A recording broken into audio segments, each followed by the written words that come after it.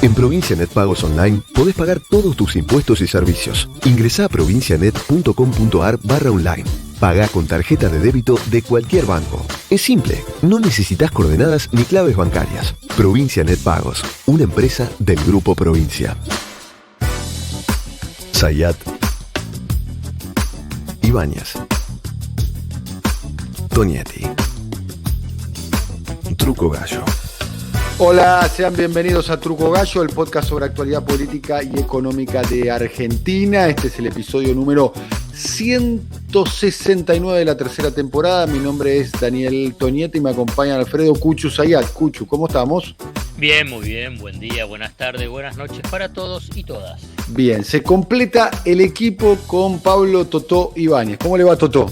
¿Cómo andan, señores? Buena semana para todos y todas. Bien. Bueno, recuerdo primer capítulo de Truco Gallo, allá en el año 2019, un mundo que no imaginábamos. Otro mundo. La pandemia, absolutamente, otro mundo. Ahora tenemos absolutamente normalizado, por caso, utilizar barbijo, la pandemia, entre otras cuestiones. Pero muchos de los temas que hablábamos en aquel momento, recuerdo que el primer capítulo casualmente fue entre las primarias y la elección del año 2019. Ahora estamos frente al primer desafío electoral que tiene el Frente de Todos, el gobierno de los Fernández. Y algunas preguntas que surgen de la historia reciente, ¿no? Y algunas respuestas que seguramente se van a develar este domingo, ¿no? Dentro de 2 domingos, cuando se conozca el primer resultado de lo que no es el resultado definitivo. Las primarias no son la elección, pero son la semifinal, ¿no? De alguna manera tienen como un efecto procíclico, para decir una manera, ¿no? Generalmente al que le va bien, le va mejor, al que le va mal, le va peor y se produce una especie de acondicionamiento en la elección.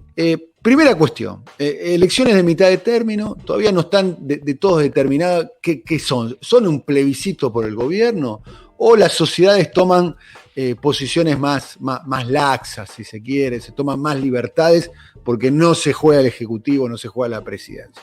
Primera pregunta, ¿es un plebiscito? Sí, no, un enigma.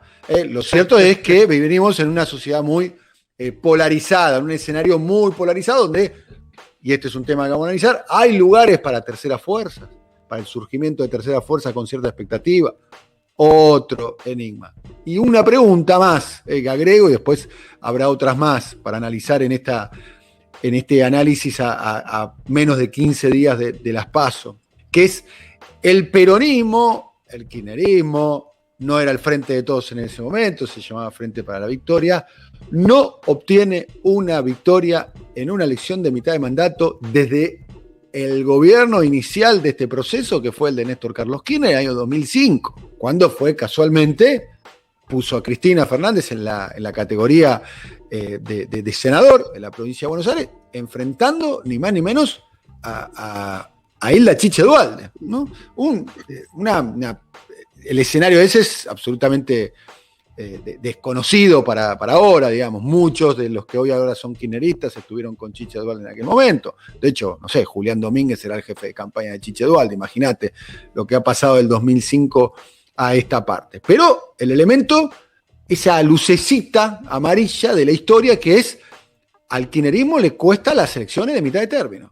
Le costó 2009 125, le costó 2013 con el acuerdo entre Massa y Macri, con esa sorpresa de último minuto, el factor sorpresa esta vez jugándole en contra al kirchnerismo en el 2013. Le costó en el 2017, ya no en el gobierno, con la derrota de Cristina frente a Esteban Bullrich. Entonces, dos preguntas. ¿Las elecciones de mitad de término son plebiscito o son otra elección? Y después el enigma de cómo le puede llegar a ir al peronismo, que, insistimos, desde el año 2005 no gana una elección de mitad de término, y amén de toda la situación, ¿no? La situación catastrófica desde el punto de vista económico, por la herencia macrista, más la situación de la pandemia, en un escenario que pareciera ser bastante adverso en términos nominales para el gobierno. Pablo. Mira, yo creo que las dos preguntas se responden en una misma, y el resultado lo va a responder el resultado. Es una obviedad lo que digo, pero ¿por qué lo planteo? El primer interrogante tiene que ver con esto: ¿qué es lo que se vota el 12 de septiembre? Al margen de que sea una previa, de que sea la PASO, de que en la PASO por ahí hay comportamientos que no necesariamente se replican en la general. A veces una segunda fuerza gana volumen, a veces la primera fuerza se remonta más, a veces los terceros, como suele ocurrir, terminan de licuarse ante una polarización. Más allá de eso, lo que no está claro, y hablando con muchos consultores, con muchos analistas, con campañistas, te encontrás con esta historia que tampoco está claro qué es lo que se vota, porque al definir qué es lo que se vota, vamos a poder proyectar qué se está votando. Y vamos a hacer una referencia particular. En su momento, por ejemplo, en el 2015 se puede haber votado por un cambio, ¿sí? En el 2017 se puede haber votado, en todo caso, para reforzar la idea de la continuidad, darle un chance adicional al macrismo. En el 2019 claramente se votó para que termine el macrismo. Si te vas para atrás ocurre lo mismo. En el 2013 hubo una decisión de sancionar al kirchnerismo, por eso gana, en todo caso, Sergio Massa. Y en el 2011 había habido una clara composición política, económica y social para darle una oportunidad a Cristina de Kirchner para que tenga un mandato más, y por eso religió con 54%. Si vos te vas un poquito más atrás, es muy interesante la referencia que haces. Asterisco, situaciones completamente atípicas la del 2011, ¿no? La oposición dividida, no importa. El perdón Está social bien por el fallecimiento de Kirchner y la economía creciendo al 8%. Bueno, por eso digo, la configuración económica, social y política hacía que Cristina no tenga en el escenario ninguna sombra respecto a su continuidad. Te sumo un detalle más, que si querés lo linkeamos con el tema de la PASO. Hay un dato muy interesante de la PASO del 2011, es que en la PASO, Eduardo Duhalde, que se había vendido como la bala de plata para ponerle límites al kirchnerismo, ¿te acordás aquella famosa frase que repetía Luis Barrio Nuevo que decía que Duhalde había dicho yo traje al loco, ahora lo tengo que sacar? Va con eso a la PASO, saca 11 y pico %, 2,5 millones de votos. Pierde por un poquito, queda tercero por poquito atrás de Ricardo Alfonsín. Cuando desaparece el imaginario de que Duhalde podía ser el que concentrara el voto anti-K o anti-Cristina, en la general Duhalde se derrumba, pierde 1.300.000 votos que migran hacia el que en la PASO había salido cuarto, que era Hermes Wiener, que termina segundo con algo más de 17%. Digo, para tener, ya que hacemos la referencia a cómo pueden cambiar los climas en las PASO. Ahora, ¿por qué es interesante esta mención que vos traes del 2005? Porque en el 2005 estaba la oferta del Frente para la Victoria contra la oferta del peronismo, y si vos juntabas las dos ofertas, estabas cerca del 70% de los votos. Entonces también hay una dinámica de que las lógicas electorales cambian año tras año, no solo en las ejecutivas, sino en las legislativas, porque si lo contraponés, juntás los 46, 47 que sacó Cristina en esa elección, más el 20% que sacó en su momento Hilda Chiche Duhalde, estás obteniendo ahí, como un resumen, casi 70% de los votos. ¿Y cuál es la ecuación? Que exactamente 4 años después, cuando va la elección Néstor Kirchner contra Francisco Narváez, si vos juntás los votos de Kirchner, que ya en esa elección fue 36,7, más lo que, si se quiere, después puede haber formado parte del pankirchnerismo, del progresismo, del nacional y popular, que había sido lo de Sabatella, llegabas a 37-38%. Por eso siempre se dice, o se toma como referencia, que el piso del panperonismo, cuando no se divide, en la provincia de Buenos Aires debería ser 37-38 puntos. Parecido a lo que sacó Cristina en el 2017. Exactamente, por eso se suele referenciar que ese, en todo caso, puede ser el piso para tenerlo. Después, naturalmente, con el 2009, pasaron 12 años, cambiaron un montón de cosas, apareció un universo nuevo de votantes, aparecieron nuevos actores políticos, digamos, también va cambiando un poco la configuración. Por eso es interesante repasar el 2005, aquel sobrevoto, pero ahí también en el 2005 hubo un mandato. en el 2005 el mandato de la elección fue de alguna manera darle a Kirchner la entidad que no se le pudo dar como candidato a presidente cuando llega con el 23% de los votos sin la posibilidad del balotaje que se la niega a Carlos Menem cuando se baja de la segunda vuelta. Entonces sí hubo un mandato bastante claro que tenía que ver con, de alguna manera, retroactivamente votar al Kirchner presidente, además de terminar o marcar una especie de reinicio entre lo que era Kirchner y Duhalde, que expresaba los 90. ¿Sí? Entonces, ¿por qué hago esta referencia? Porque tiene que ver, o hay que leerlo, para ver qué se vota ahora. Ahora, ¿qué se va a votar? Una nueva oportunidad para el Frente de Todos, que estuvo muy golpeado por la herencia, por la pandemia, por deficiencias propias. Hay una memoria de corto plazo tan difusa que puede hacer que los mismos, aquel partido al cual una mayoría abrumadora le puso límites, le votó en contra hace 2 años, puede terminar votándolo, pueden explotar terceras fuerzas más allá de la polarización, puede irrumpir el componente de las distintas versiones de derecha como un actor electoral, puede en todo caso, o podemos ir a un escenario símil 2001 donde haya baja concurrencia y mucho voto en blanco, voto basura, digamos, voto nulo, voto antisistema. Entonces, esas preguntas que podemos ensayar respuestas, podemos proyectar, podemos mirar encuestas, las vamos a tener claramente después de la elección. Por eso, cuando uno mira números, y Dani tiene algunos datos para compartir, yo que vengo mirando las ecuaciones que hacen en el Frente de Todos, las ecuaciones que hacen en Juntos para el Cambio, uno se encuentra con que hay, hablando básicamente de Provincia de Buenos Aires, parece estar el escenario entre una diferencia de 4 puntos a favor del Frente de Todos, que es más o menos el número que tiene Juntos, y algunas cuentas en el Frente de Todos que hablan que la elección estaría por encima de los 8, 9 o 10 puntos. También es cierto, y esto para ponerlo sobre la masa, yo creo que hay 2 o 3 elementos para considerar. Uno, que tiene que ver siempre la cuestión de las encuestas. No solo que las encuestas fallaron dramáticamente, la mayoría de las encuestas en el 2019, que ninguna supo anticipar el resultado que dieron las PASO, que fue 49 puntos para Alberto Fernández, 32 puntos para Mauricio Macri. Pero voy a citar 2 datos que me lo mencionan encuestadores. Uno es, me dice un encuestador, de 10 consultados solo 1 responde. Y siempre ese 1 puede tener algún interés específico, como dice un consultor, te puede querer estar operando un poco la encuesta.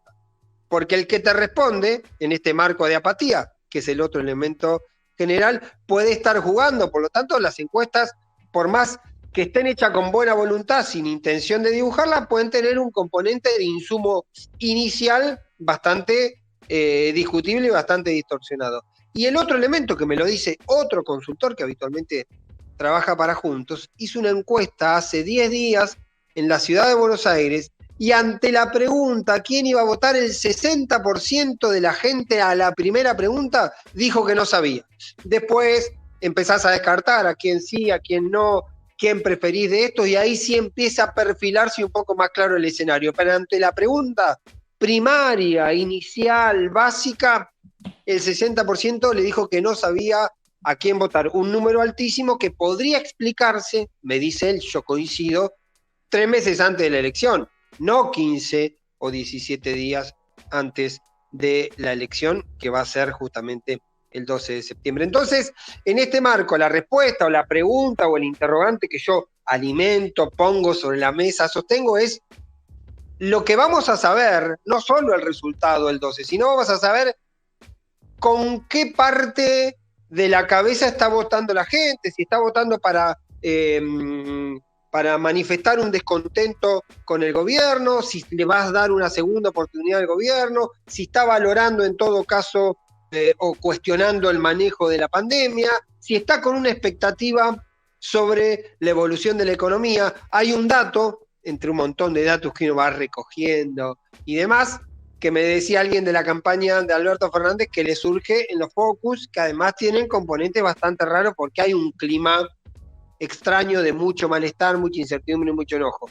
Es que dice que el Frente de Todos es el único que habla de futuro hablando de una expectativa de que la economía va a mejorar y que soporta o se sostiene, más posiblemente, si la ecuación es así, en noviembre que ahora, sobre la idea de que hay un norte en materia de recuperación económica y que muchas veces en situaciones de crisis el voto es mucho más de tu metro cuadrado, de tu situación económica y quizá de la situación económica de los que te rodean, que en todo caso voto de una naturaleza mucho más laxa, como puede haber sido algún voto referido a cuestiones morales, cuando, por ejemplo, la corrupción o las denuncias de corrupción parecían estar en el centro de la escena, en algún momento generaron impacto electoral y en otro momento no lo generaron en elecciones anteriores. Bien, algunas cuestiones para preguntarte, Cuchu. En la encuesta que hizo la CELAC, el Centro Estratégico Latinoamericano de Geopolítica, que conduce el economista de origen español Alfredo Serrano Mansilla, que hace encuestas desde la Argentina y para el resto de la región, algunos datos como para compartir con ustedes. Primero, que vienen haciendo estudios de opinión pública de un modo secuenciado a lo largo del tiempo, lo cual permite, si se quiere, armar una película con diferentes fotos o diferentes escenas.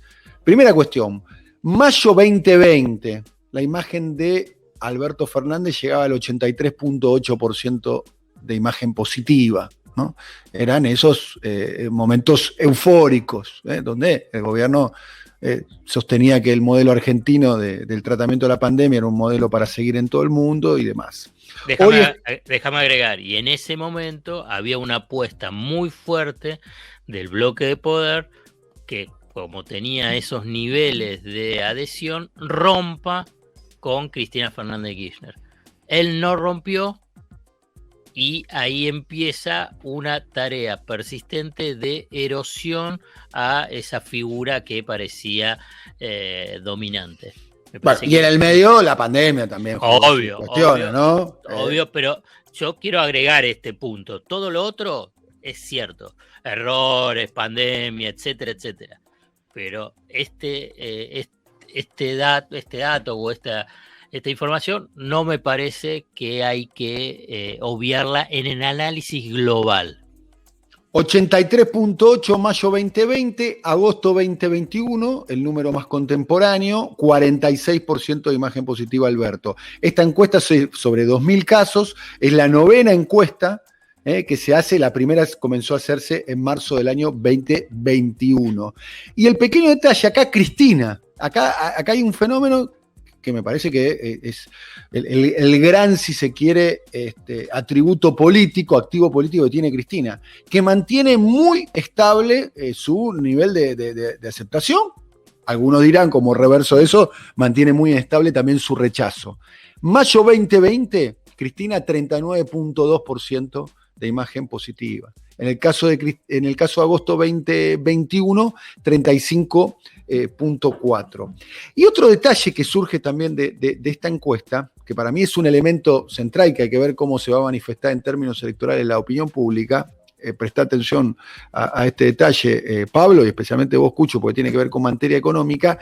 Ya hay sectores de la sociedad que responsabilizan por la situación económica más a Alberto Fernández que a el gobierno de Mauricio Macri. Esto quiere decir, el discurso de la pesada herencia es un discurso que ya sectores de la sociedad no lo toman como propio. Si sumás Mauricio Macri más pandemia, le ganan a la gestión de Alberto Fernández. Pero si, por lo menos este estudio indica eso, mano a mano hay sectores que ya consideran que la situación económica es más responsabilidad de Alberto que de Macri.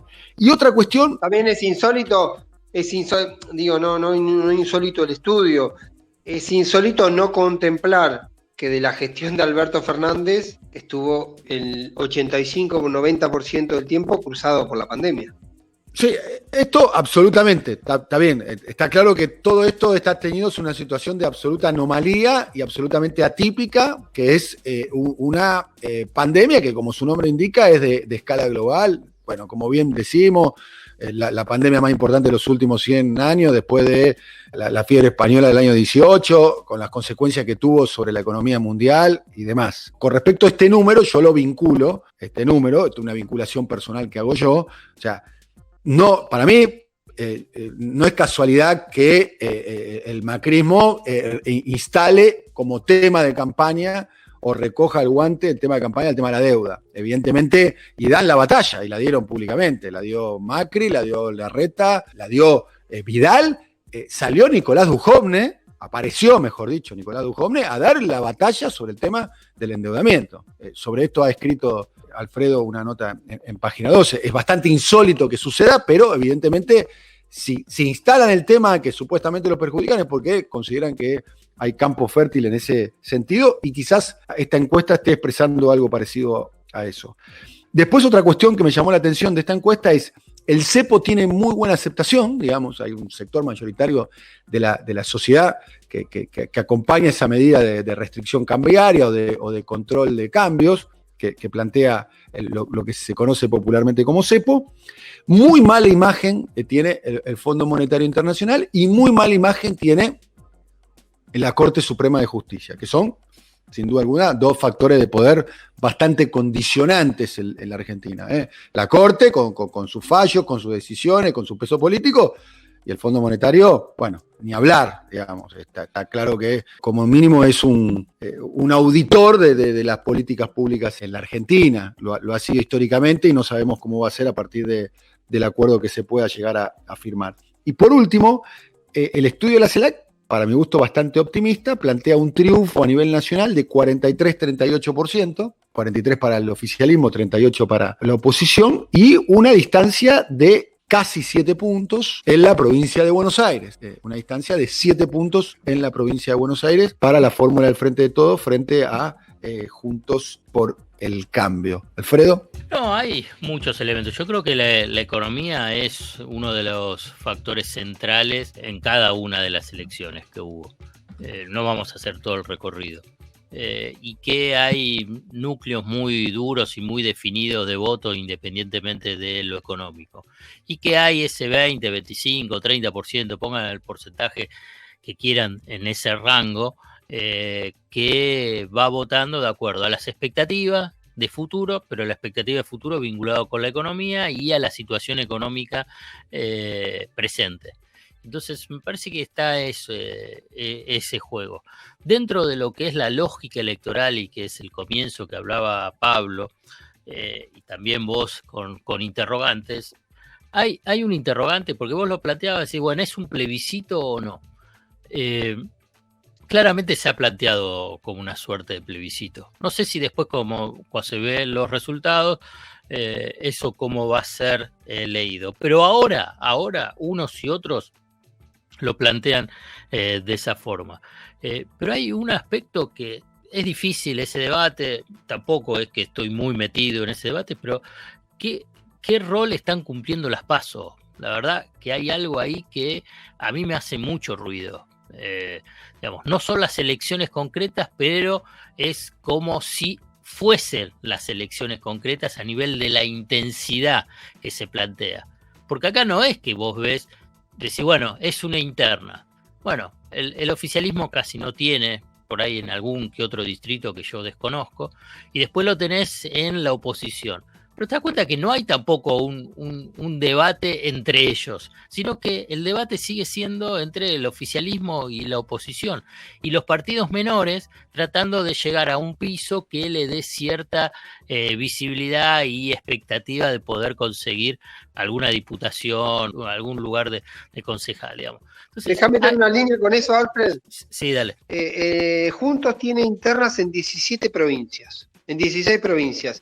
El Frente de Todos tiene interna en 2 provincias que son Tucumán y Santa Fe. Después en el medio, y con eso que vos decís de las terceras fuerzas, también la PASO, por el tema del sistema de campaña financiado por el Estado, terminan siendo en muchos casos una especie de juego para que los candidatos o partidos chicos terminan diciendo, bueno, aprovechemos esto y vayamos a la elección, tenemos un poco de visibilidad, tenemos un poco de guita para hacer campaña, para repartir boletas, y es como una instalación a futuro. Ahora es cierto, muy cierto lo que vos decís, que hay PASO y la disputa no parece ser entre los que se pelean en las PASO. Eso es muy paradójico.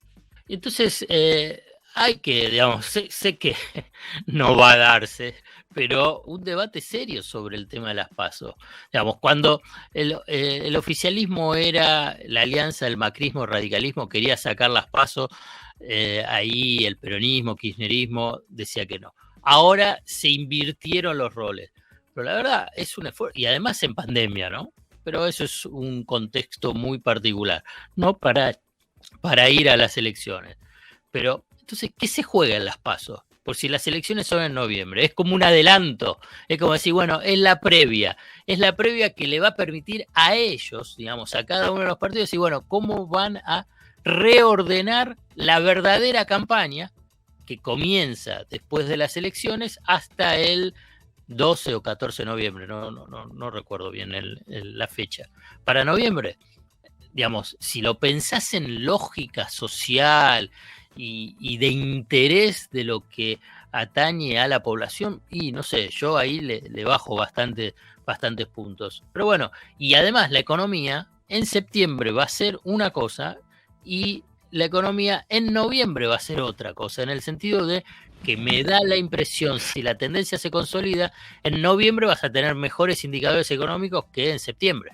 Te puedo pedir que spoilees, como dicen los jóvenes, spoilear cuál sería, ya sé que no tenés la bola de cristal, ¿no? Pero si se confirma esta tendencia, el día que se vote en noviembre, el escenario en términos económicos, ¿cómo podría ser si se confirma esa tendencia?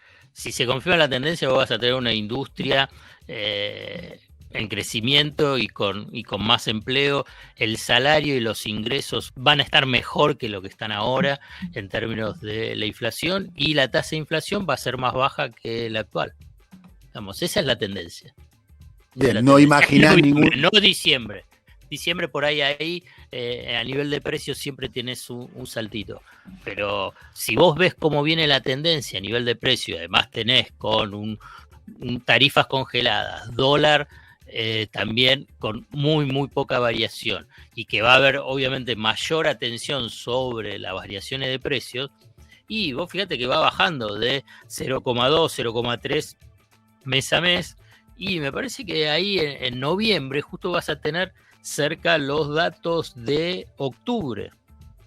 Entonces el escenario va a ser diferente al de hoy, que todavía seguís un poquito con resaca de la crisis y la pandemia, y además con la resaca de lo más duro de la pandemia. Y cuando también el otro factor, el tema sanitario, si no aparece una situación, digamos, crítica con Delta y se mantiene la actual tendencia de baja de contagio, de baja de muertes y de baja de las internaciones en terapia intensiva, si baja esa tendencia, y bueno, va a ser totalmente otra el escenario.